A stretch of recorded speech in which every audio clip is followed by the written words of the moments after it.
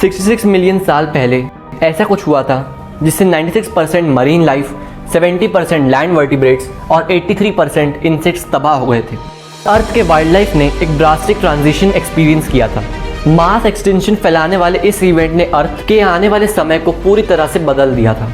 Volcanoes का erupt होना, floods का आना, जंगलों का राख हो जाना और 600 डिग्री तक टेम्परेचर का पहुंच जाना तो कुछ नहीं था, क्योंकि इसके बाद हुई एक नए एरा की शुरुआत। थ्योरीज तो बहुत सारी हैं, लेकिन इनमें सबसे ज़्यादा फेमस लुइस वाल्टर एल्वारेज और उनके जियोलॉजिस्ट सन वाल्टर की 1980 में दी हुई थ्योरी है। उनके अकॉर्डिंग एक 180 किलोमीटर के डायमीटर का एस्टेरॉयड चिक्सलूब अर्थ से 10 बिलियन न्यूक्लियर बॉम्ब के फोर्स से टकराया था और इससे हुआ था चिक्सलूब क्रेटर का ओरिजिन। इस माउंट एवरेस्ट साइज्ड एस्टेरॉयड के इम्पैक्ट ने अर्थ की एक बहुत बड़ी वाइल्ड लाइफ की आबादी को मिटा दिया था। युकटान में हुए इस महाप्रलय ने एक बहुत wild life rich plain area को कब्रिस्तान में बदल डाला था। महज 15 से 20 मिनट में ज़मीन की सतह को छूते ही मानो सारी धरती कांप गई थी। कॉन्सेंट्रिक सर्कल पैटर्न में एक बहुत ही स्ट्रॉन्ग टेक्टोनिक वेव्स जनरेट हुई, जिसने वहाँ के क्रस्ट को कोलैप्स कर दिया। ये वेव्स जब सी तक पहुँची तो अपने साथ 1.5 किलोमीटर हाइट की लहरें साथ लेकर आईं और सब कुछ मिनटों में पानी में डूब गया। तो चलिए अज्यूम करते हैं कि ऐसा कुछ हुआ ही नहीं था और वो मनहूस एस्टेरॉयड टकराया ही नहीं था। तो क्या ऐसा पॉसिबल है कि अभी भी डायनासोर जिंदा होते? क्या वो पहले की तरह खतरनाक और बड़े होते? इन सवालों के जवाब पाने के लिए हमारे साथ बने रहें वीडियो के एंड तक। क्या आप तैयार हैं हमारे साथ 66 मिलियन ईयर्स पहले जाने के लिए?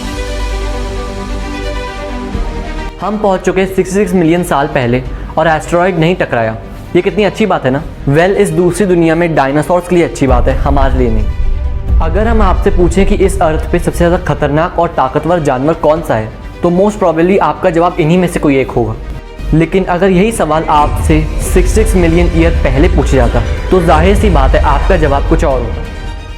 तो अब हम तेज़ी से समय को आगे बढ़ाते हैं। प्लांट्स में प्रेजेंट न्यूट्रिशन कॉन्स्टेंटली डिक्रीज हो रहा था। इन्वायरमेंट चेंज की वजह से अलग वेदर और सॉइल में उगने वाले प्लांट्स, इसी फिनोमेना की वजह से काफ़ी सारे एनिमल्स इंक्लूडिंग डायनासोर्स का साइज कम कर दिया। एक एस्टिमेशन के हिसाब से 12 से 13 हाथियों के साइज के डायनासोर का साइज 5 से 6 हाथियों के साइज के बराबर हो गया, जो ऑफ कोर्स कम तो एकदम भी नहीं है, लेकिन पहले के मुताबिक ये काफ़ी कम था। न्यूट्रिशन चेंज की वजह से दोनों vegetarian and non vegetarian dinosaurs पर असर हुआ। इसके अलावा अर्थ का शेप उस समय के अर्थ से एकदम चेंज था। उस समय कोई भी डेफिनेट कॉन्टिनेंट भी नहीं थे। एक जॉइंट लैंडमास था जिसे पैंजिया कहा जाता था, जो ट्रांजिशन कर रहा था। इसकी वजह से climate change, drought, cyclone, tornadoes, forest fires, earthquake, floods वगैरह का आना कोई भी बड़ी बात नहीं रह गई थी। इन इवेंट्स ने दुनिया की लगभग 50% स्पीशीज़ को तबाह कर दिया था, जो ट्रायसिक एरा में 680 स्पीशीज़ थी डायनासोर की।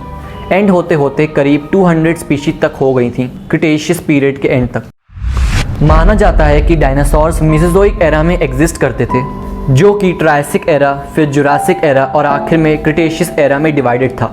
ट्रायसिक एरा तीनों में सबसे छोटा था और 50.1 मिलियन साल इसका स्पैन था। 252 मिलियन से 201 मिलियन ईयर्स पहले एग्जिस्ट करा। क्या आपको पता है कि इस पीरियड की शुरुआत से पहले 95% मरीन लाइफ का एक्सटिंक्शन हो गया था due to high carbon dioxide level.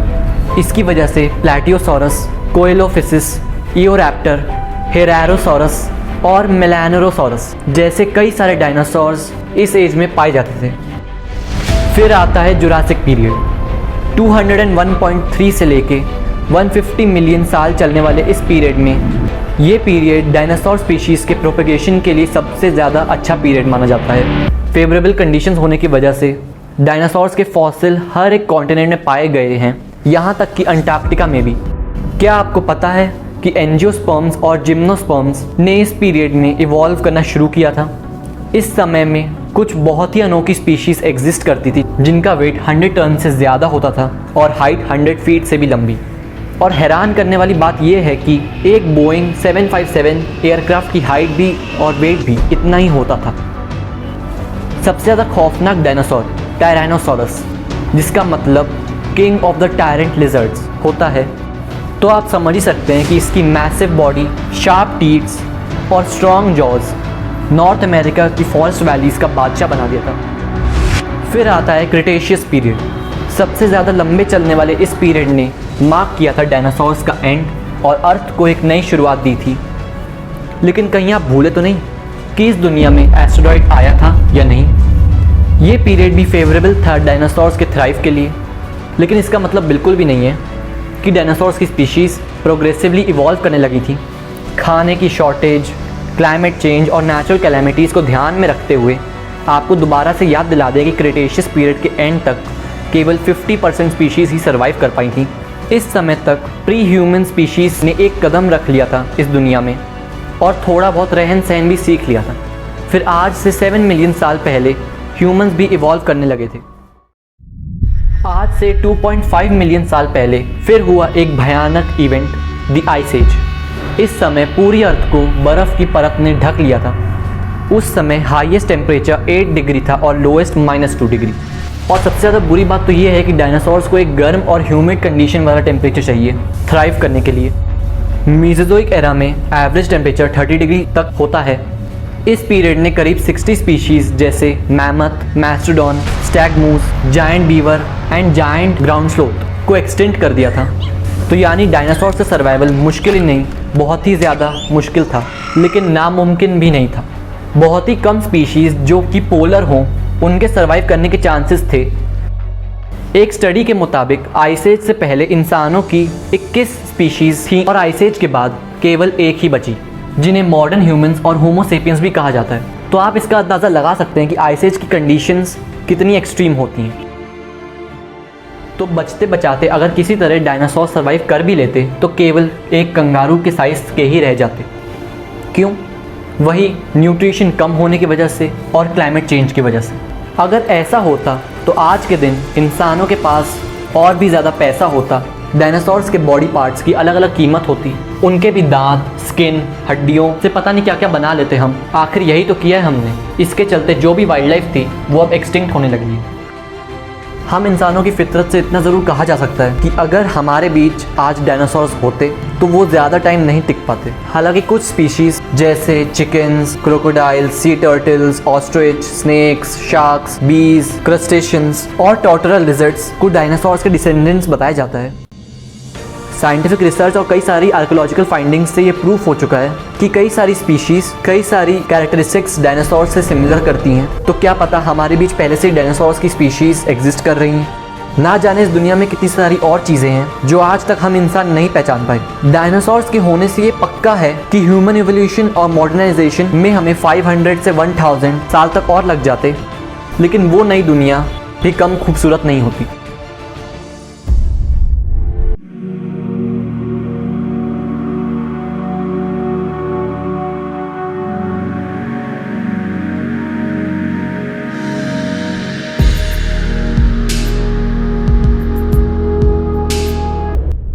If you want to experience the Jurassic era, then watch these movies and series.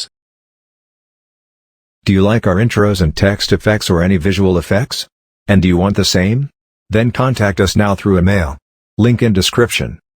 We'll meet you in our upcoming episodes, only on Colossal Mind. So stay tuned. And yes, if you like our work then please support us, subscribe our channel and hit a like button on the video.